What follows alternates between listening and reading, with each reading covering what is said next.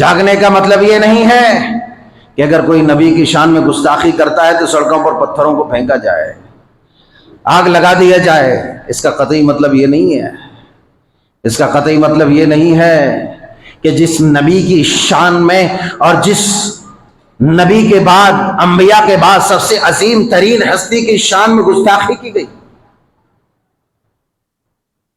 نبی آخر الزمان کی شان میں گستاخی کی گئی، اس کی سنتوں کو، اس کی سیرت کو دنیا کے کونے کونے میں پہنچانا ہماری ذمہ داری ہے، یہی وراثت ہے۔ لڑو مرو اس کے لیے، دنیا سے دشمنیاں اس کے لیے کرو، اس حقیقی وراثت کے لیے۔ دنیا سے جھگڑے اس لیے کرو کہ نبی یہ شان میں گستاخیاں کرتا ہے، مگر اس گستاخیوں کا سراغ ملا کہاں سے؟ اس لیے کہ ہم نے یہ پیغام دنیا کو نہیں دیا۔ رب تعالی جل وعلا شانہ بیان فرماتا ہے وَمَا أَرْسَلْنَاكَ إِلَّا رَحْمَةً لِّلْعَالَمِينَ،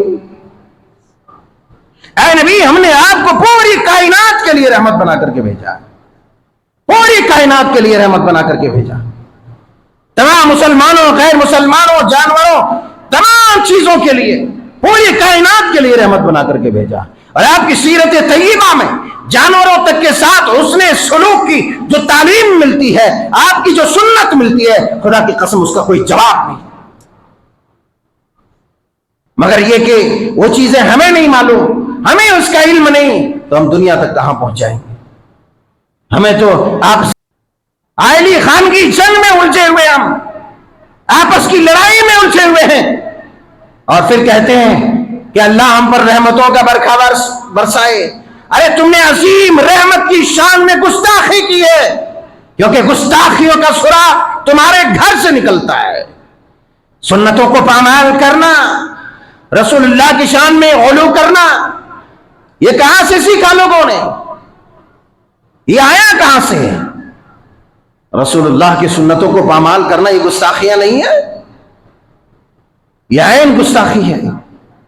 قرآن کی آیتوں کا مذاق اڑانا یہ گستاخی نہیں ہے، یہ عین گستاخی ہے۔ نبی کی حدیثوں کا مذاق اڑانا یہ گستاخی نہیں ہے، یہ عین گستاخی ہے، اور اس پر اللہ کے یہاں مواخذہ ہوگا، اللہ کے یہاں پکڑ ہوگی۔